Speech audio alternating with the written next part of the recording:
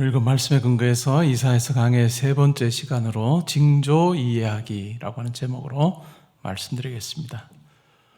우리가 컵이나 그릇을 사용할 때 깨끗이 씻어서 사용합니다. 하나님께서도 마찬가지이시죠. 오늘 우리가 읽진 않았지만 6장에 보시면 하나님께서 이사야 선지자를 부르십니다.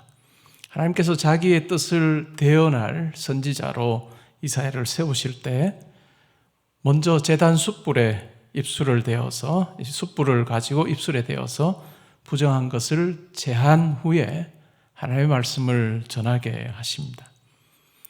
하나님께서는 항상 자기가 누군가를 들어 사용하실 때마다 그냥 더러운 채로, 세속적인 채로 그렇게 사용하신 적은 없습니다.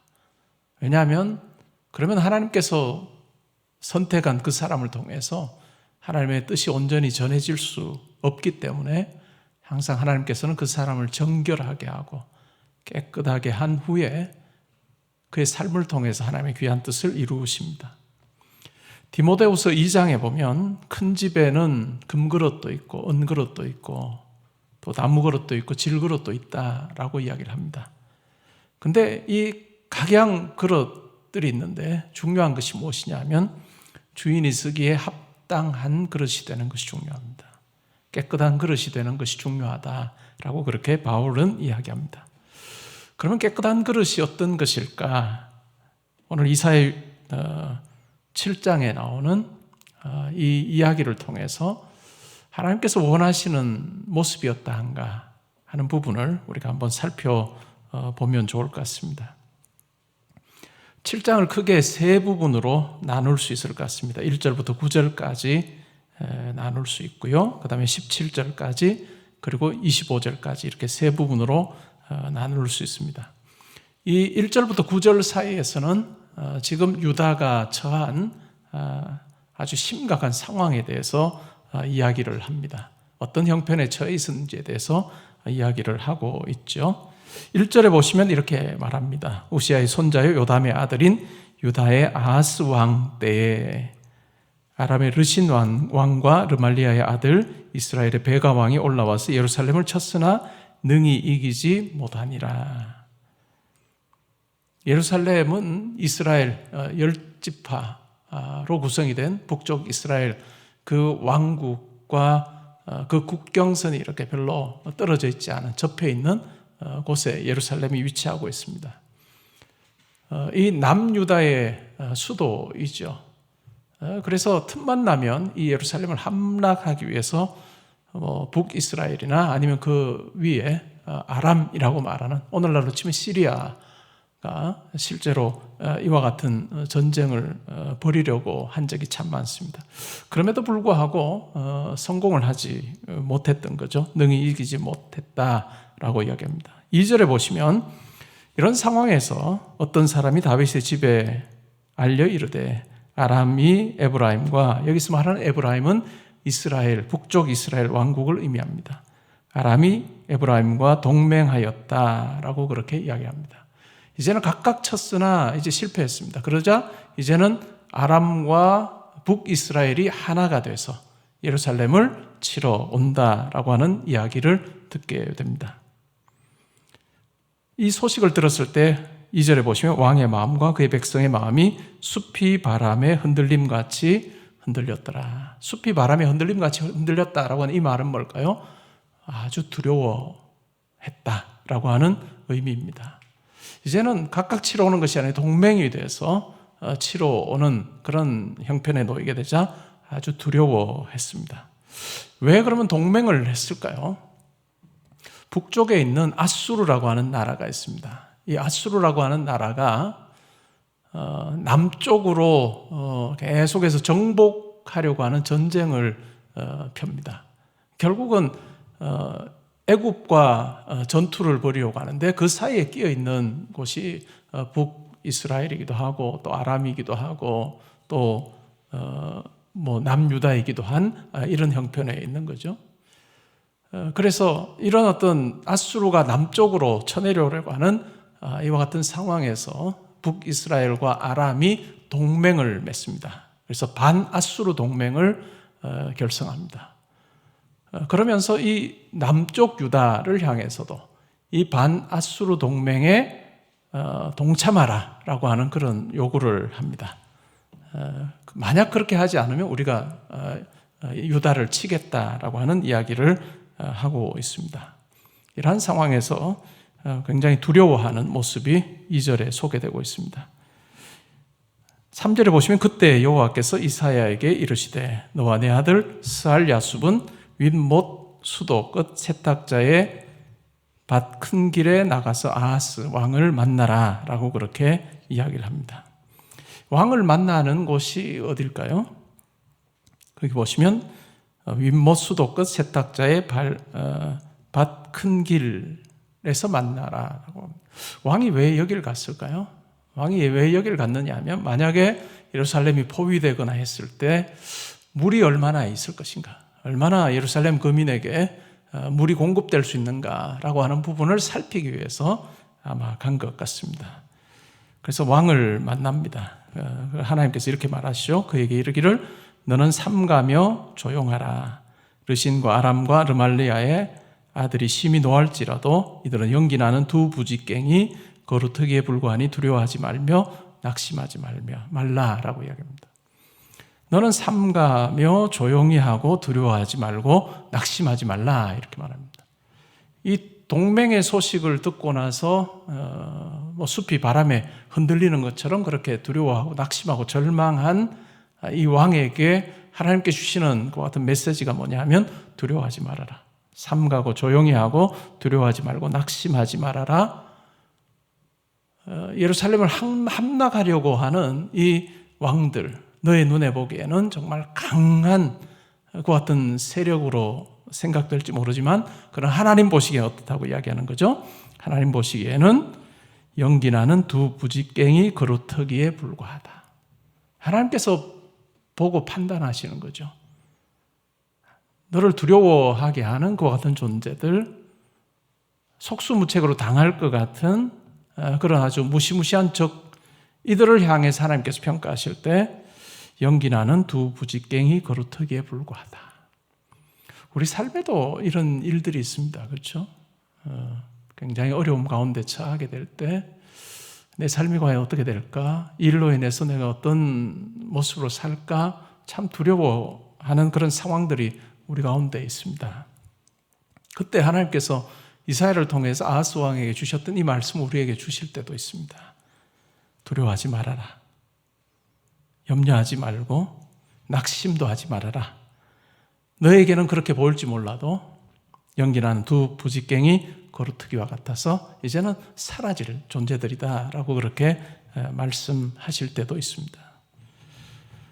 5절에 보시면 이렇게 말합니다. 아람과 에브라임과 르말라의 아들이 악한 꾀로 너를 대적하여 이르기를, 이 계획이 이 속에 나오는 거죠. 6절에 보시면 우리가 올라가 유다를 쳐서 그것을 쓰러뜨리고 우리를 위하여 그것을 무너뜨리고 다브엘의 아들을 그 중에 세워 왕으로 삼자. 이제는 아하스 왕을 폐위하고 다른 꼭두각시 왕을 세워서 자기들이 원하는 대로 유다를 그렇게 움직이겠다라고 하는 그런 마음이 이 두 왕, 동맹을 맺은 두 왕들의 마음입니다. 7절에 이렇게 말씀합니다. 주 여호와의 말씀이 그 일은 서지 못하며 이루어지지 못하리라. 사람이 아무리 계획하고 하나님을 대적한다 할지라도 하나님께서 그것이 하나님 보시기에 합당한 일이 아닐 때는 하나님께서 이렇게 말씀합니다. 그 일은 서지 못하며 이루어지지 못하리라.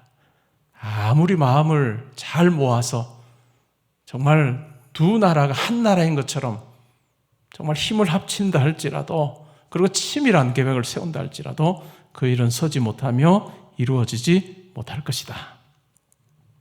8절에 보시면 대저 아람의 머리는 다메섹이요 다메섹의 머리는 르신이며 65년 내에 에브라임이 패망하여 다시는 나라를 이루지 못할 것이다 라고 그렇게 이야기를 합니다.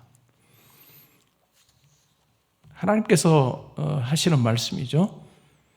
이 아람의 수도 다메섹이죠. 그리고 다메섹의 르신 왕이 통치를 하고 있습니다. 그리고 65년 내에 에브라임이 패망하게 될 거다라고 그렇게 이야기합니다. 지금 이 일이 지금 일어나는 그 시기가 언제냐면 주전 734년인 것 같습니다. 이런 상황에서 하나님께서 65년 내에 이 두 나라가 다 패망하게 된다. 그래서 다시 나라를 이루지 못한다라고 그렇게 말씀합니다. 실제로 이 아람은 주전 732년에 함락당합니다. 그리고 주전 669년, 그러니까 65년 내라고 했을 때 669년에 아수르 왕이 다른 민족을 이스라엘에 이주하게 해서 정착시킵니다. 그래서 이스라엘에 남아있던, 북왕국 이스라엘에 남아있던 사람들과 함께 거하면서 그곳에 결혼을 하고 살도록 하는 이주정책을 펼칩니다. 그래서 결국은 그 일로 인해서 생겨난 사람들이 사마리아 사람들이죠. 그래서 철저하게 하나님께서는 이렇게 유다를 대적하는 이와 같은 나라들, 그 민족들 서게 되지 못할 거다라고 하는 말씀을 하고 계십니다. 9절에 보시면요, 에브라임의 머리는 사마리아요, 사마리아의 머리는 르말리아의 아들이니라. 만일 너희가 굳게 믿지 아니하면 너희는 굳게 서지 못하리라.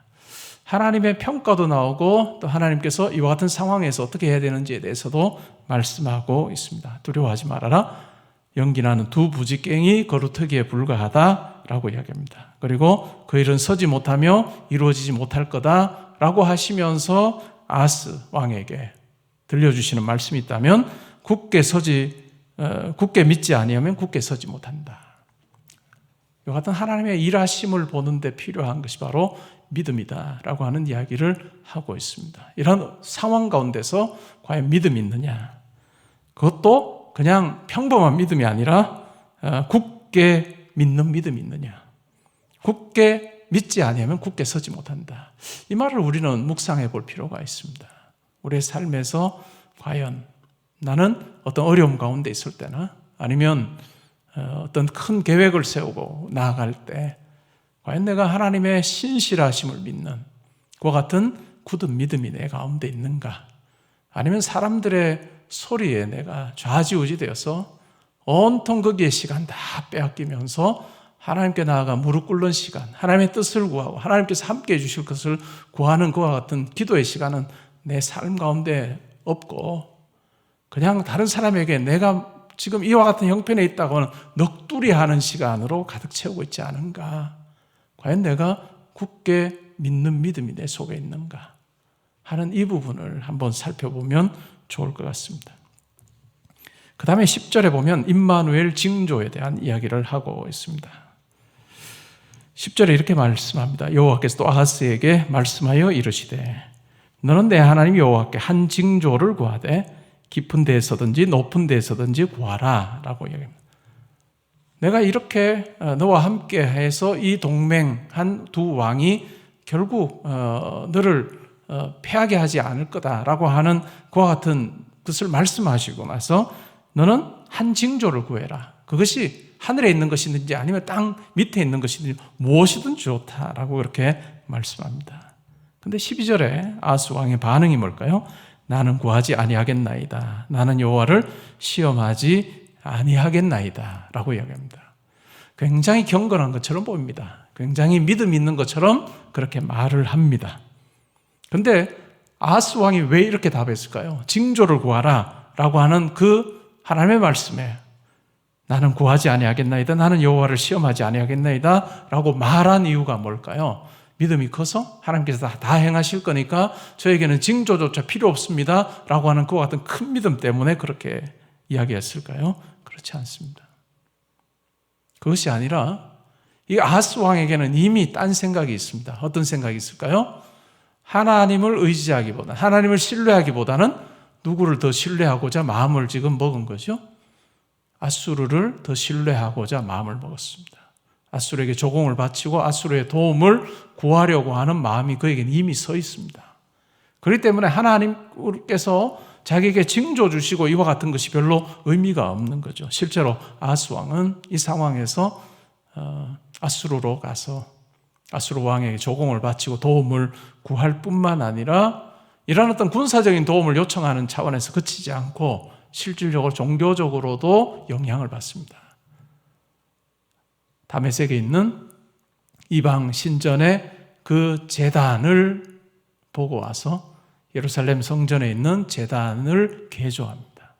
이방신에게도 제사 드릴 수 있도록 그와 같이 예루살렘 성전의 제단을 개조하는 그와 같은 일들을 행합니다. 그러니까 철저하게 하나님 신뢰할 거냐 사람 신뢰할 거냐라고 하는 것에서 아하스 왕은 사람을 신뢰하는 쪽으로 선택을 합니다.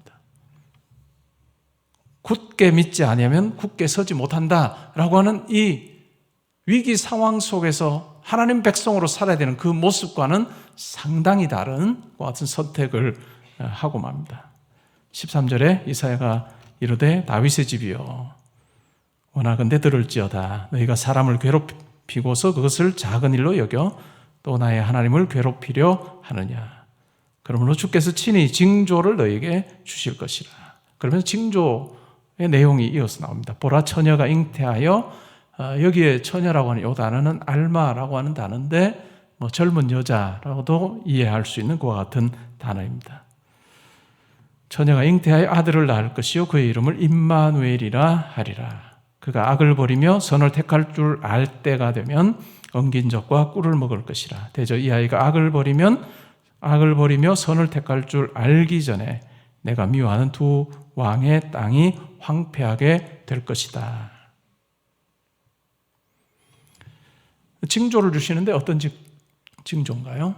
아주 처녀일 수도 있고, 그렇다고 해서 우리가 복음서에서 보는 처녀, 동정녀 탄생 이런 의미는 아니고요. 젊은 여자일 수도 있고 처녀일 수도 있는 그 여인을 통해서 한 아들이 태어날 것이다 라고 하는 이야기입니다. 그리고 그 아들의 그의 이름을 임마누엘이라고 그렇게 붙이게 될 거다라고 하는 이야기를 합니다. 그러면서 선과 악을 구별하기 전 유대인들의 경우는 어느 정도 나이일까요? 한 12년 정도, 12살 정도 됐을 때라고 우리가 생각을 할 수 있습니다.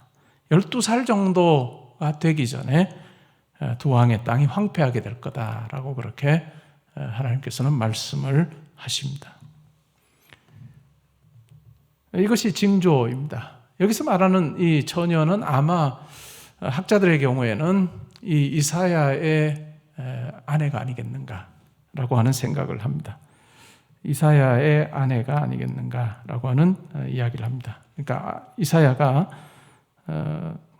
첫 번째 아내를 통해서 스알랴 숲을 낳고 나서 첫 번째 아내가 죽습니다. 그리고 두 번째 아내를 맡게 되었던 것 같고요. 그 두 번째 아내가 여기 말하는 이 처녀 혹은 젊은 여자라고 그렇게 우리가 이해를 하고 있습니다.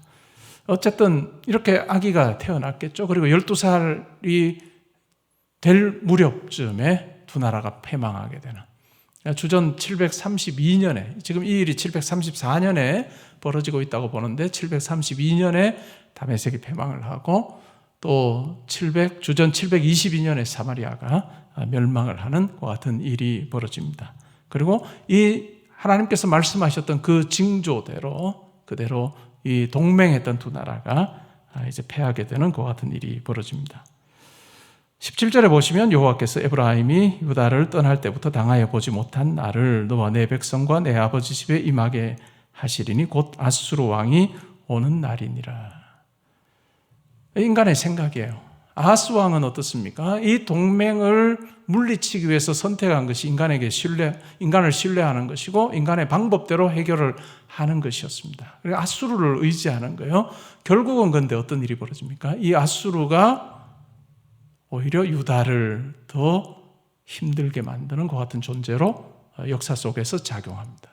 그러니까 큰 물을 피하려고 하다가 그것과는 비교가 안 되는 엄청난 그런 어떤 물을 만나는, 그것이 바로 이 상황이라 할 수 있습니다. 이것이 우리가 얼마나 한계가 있는 존재인가, 우리 인간이 얼마나 근시안적인가, 우리가 아무리 길게 우리 삶을 내다보고 우리 역사를 바라본다 해도 우리가 가진 한계가 얼마나 큰가라고 하는 것을 이 아하스 왕의 선택을 통해서 또 유다의 역사를 통해서 우리는 확인하게 되는 부분이 있습니다.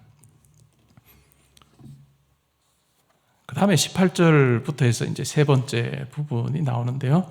아수르의 삭도라고 그렇게 부를 수 있는 부분입니다. 그날에는 여호와께서 애굽 하수에서 먼 곳에 파리와 애굽과 아수르 땅에 벌을 부르시니 애굽이 치러 올라오고 아수르가 치러 올라오는 다 와서 거친 골짜기와 바위 틈과 가시나무 울타리와 모든 초장에 앉으리라. 숨을 곳이 없을 것이라는 거죠. 그날에는 주께서 하수 저쪽에서 세내온 삭도 곧 아수르 왕으로 내 백성의 머리털과 발털을 미실 것이요 수염도 깎으리라. 이 수염을 깎고 머리털을 민다라고 하는 것은 어떤 걸까요? 그 당시에는 굉장한 수치를 당한다라고 하는 이야기를 하고 있습니다. 결국은 의지했던 이 아수르 왕으로부터 수치를 당하게 될 것에 대한 이야기를 합니다. 그날에 사람이 한 어린 암소와 두 양을 기르리니 그것들이 내는 젖이 많으므로 엉긴 젖을 먹을 것이라. 그 땅 가운데 남아있는 자는 엉긴 젖과 꿀을 먹으리라. 그 땅에 거하는 사람들 수가 현저하게 줄어들 것에 대한 이야기를 하고 있습니다. 음식이 풍족한 것처럼 묘사하는데 풍족한 것처럼 묘사되는 이유가 뭐냐면 그 땅에 거하는 사람 수가 현저하게 줄 것이기 때문에 그러합니다. 그날에는 1000그루의 은천개의 가치가 있는 포도나무가 있던 곳마다 찔레와 가시가 날 것이라. 다 땅을 경작할 수도 없는 같은 형편에 처하게 될 것에 대한 이야기를 합니다. 온 땅과 찔레와 가시가 있으므로 화살과 활을 가지고 그리로 갈 것이요 보습으로 갈던 모든 산에도 찔레와 가시 때문에 두려워서 그리로 가지 못할 것이요 그 땅은 소를 풀어놓으며 양이 밟는 곳이 되리라. 사람이 줄고 그것으로 인해서 땅이 황폐하게 되는 그와 같은 이 아수르 왕으로 인해서 그와 같은 엄청난 재앙이 임하게 될 것에 대한 이야기를 하고 있습니다. 오늘 이 이사야서 7장을 통해서 우리가 확인하는 부분이 있다면 9절의 말씀을 우리가 한번 생각해 보면 좋을 것 같아요. 너희가 굳게 믿지 아니하면 너희는 굳게 서지 못하리라. 여러분, 여러분의 삶에 정말 하나님께서 개입하신 징표들이 있는지요? 여러분의 인생 여정에 하나님께서 내 삶에 함께 하셔서 이 일을 이루셨다라고 하는 그 어떤 분명한 증거들이 여러분 있습니까? 우리가 주일에 살폈던 그 말씀에도 보면 에베네셀이라고 하는 도움의 돌을 세우는 것처럼 우리 인생에 어떤 결정하는 그 상황에서 하나님께서 나에게 증거를 주셨고 또 그대로 하나님께서 이루신 그와 같은 체험들이 여러분들 가운데 있는가라고 하는 것이 중요할 것 같습니다. 여러분의 기도 생활 속에 신앙 생활 속에 하나님께 증표를 구해본 적이 있습니까? 그리고 그대로 하나님께서 이루신 것을 경험한 적이 여러분 얼마나 있는지요? 우리가 하나님 앞에 어떤 때 증표를 구할까요? 여러분 신앙생활 하면서 증표를 어떤 때 구해보셨나요? 저에게도 작정을 하고 기도할 때가 꽤 있는데 그때마다 때로는 하나님 앞에 이렇게 하나님 제가 이것이 하나님의 뜻이라고 하는 것을 저에게 알게 해 주십시오라고 하는 기도를 할 때가 많습니다. 그때는 때로는 하나님께서 미리 말씀해 주시고 그 일이 이루어지는 그런 경험도 하게 하신 적이 있습니다. 우리가 온전히 하나님만 의지할 때, 굳게 설 때 굳게 지켜주시는 하나님을 만납니다. 그냥 하나님께 내가 기도도 하고 그냥 이게 안 된다면 여러 그 경우의 수들을 가지고 플랜 B, 플랜 C가 있을 때는 우리가 하나님께 온전히 엎드리질 못합니다. 온전히 의지하지 못합니다. 오직 하나님만이 내 삶의 주인 되십니다라는 고백을 하게 될 때 그때 비로소 우리는 온전히 하나님께 매달리는 굳게 서는 그와 같은 경험을 하게 됩니다. 때로는 그것이 작정 기도로 드러날 때가 있죠. 하나님 앞에 작정하여 기도하는 것입니다. 때로는 금식하면서 기간을 정해두고 하나님 제가 제 힘으로 제 능력으로 할 수 없어 아버지 앞에 두 손 들고 나아가 엎드립니다. 하나님 이 일 가운데 개입하셔서 하나님의 크심을 저로 하여금 보게 해주십시오. 하나님의 뜻이 무엇인지 알게 하여 주심으로 그 하나님 앞에 제가 납작 엎드려 순종하기 원합니다 라고 하는 그 마음으로 하나님 앞에 엎드릴 때, 우리가 다른 어떤 것 의지하지 않고 하나님께 납작 엎드릴 때, 그때 하나님께서는 우리 삶을 붙들어 주시고 인도하여 주실 그와 같은 경험을 우리는 하게 됩니다. 여러분, 어떤 어려움 가운데 여러분 계십니까?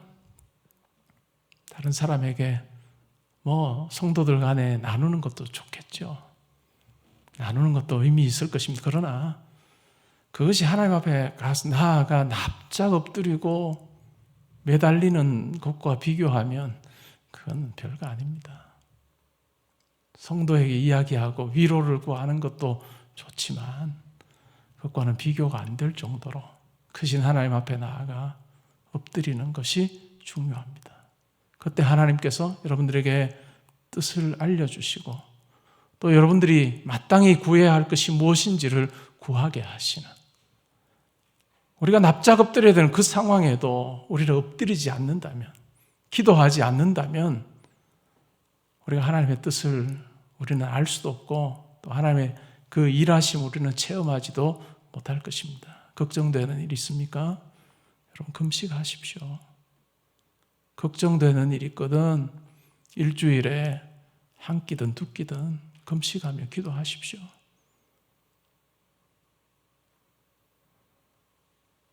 말로 걱정하지 마시고 시간을 정해놓고 나아가 하나님 앞에 엎드리십시오.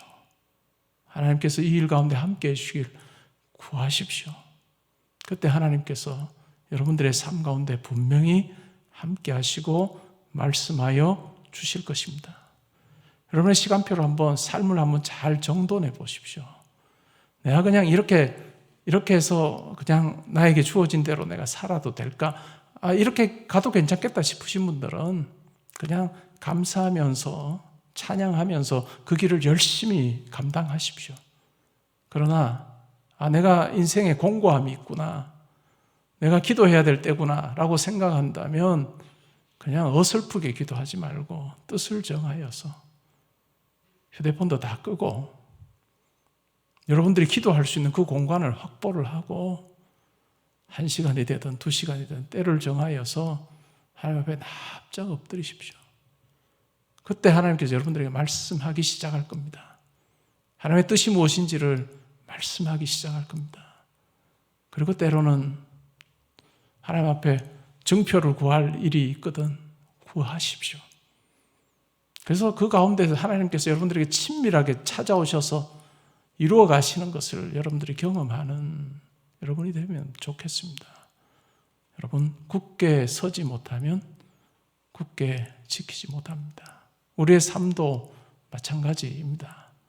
걱정하거나 염려하거나 스트레스 받는 것, 그러한 일보다는 하나님 앞에 엎드릴 수 있는데 하나님 앞에 나아가 기도하고 하나님의 뜻을 구하고 하나님께서 일 가운데 함께 하시기를 우리가 간구하기만 하면 하늘 문이 열려서 우리에게 하나님의 지혜와 능력을 우리에게 공급해 주시는데, 그냥 힘들어하고 염려하면서 하늘 문이 다 닫힌 채로 내가 그 안에서 힘들어하며 살고 있지 않은지 여러분 잘 생각해 보시고 정말 내가 어느 쪽을 선택할 건가 고민해 보시고 하나님을 신뢰하는 쪽을 선택하면 좋겠습니다. 건물들마다 소화전이 다 있죠. 소화전이 있는 이유가 뭘까요? 불이 나면 소화전을 틀어서 불을 끄도록 하기 위함 아니겠습니까? 그것이 소화전의 기능입니다. 근데 만약에 그 소화전이 물과 연결되어 있지 않다면 어떻게 될까요? 소화전을 틀어도 물이 나오지 않는다면 아마 낭패를 당하지 않겠습니까? 우리 신앙생활에서 기도의 체험이 있는 것이 바로 그와 같은 것입니다. 내 인생에서 중요한 결정을 해야 될 때 머릿속으로 고민하는 것, 고민도 필요하겠죠. 근데 가장 중요한 것은 엎드리는 것입니다. 기도하는 것입니다. 우리가 가을이 되면 한 가지 기도 제목을 놓고 기도원 300용사 말씀과 기도 집회를 하는데 이것은 제 체험의 표현입니다. 하나님 앞에 한 가지 기도의 소원을 가지고 다른 어떤 것도 내 마음에 이 한 가지 소원 외에 다른 것도 안 담기도록 하는 그런 어떤 그 기간 동안은 하나님께서 응답하시기 전까지는 내 마음에 그것으로 가득 채우고 길을 갈 때나 그리고 시간을 정해놓고 기도할 때나 하나님 앞에 소원하여 우리가 나아갈 때 하나님께서 일하시는 것을 경험합니다.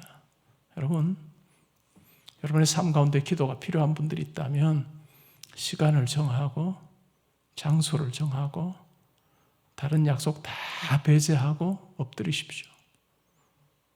휴대폰 끄고 들어가서 하나님, 제가 이 시간만큼은 내가 작정하여 아버지 앞에 나가기를 소원합니다. 하나님, 저에게 말씀해 주십시오라고 그렇게 하나님 앞에 간구하며 나갈 때 반드시 하나님께서 여러분의 삶을 붙드시고 인도하여 주셔서 기도를 통해 하나님의 뜻을 보여주시고 또한 기도를 통해 하나님을 체험하는 놀라운 일 행하여 주시리라 믿습니다. 평범한 것 선택하지 말고 엎드릴 때 아무리 평범한 우리라도 우리 가운데 개입하셔서 비범한 일을 보게 하시는 하나님을 만나시게 될 것입니다. 여러분들의 삶에 징조가 있고 그 징조를 이해하며 살아가는 복된 삶 되시기를 주님의 이름으로 축복합니다.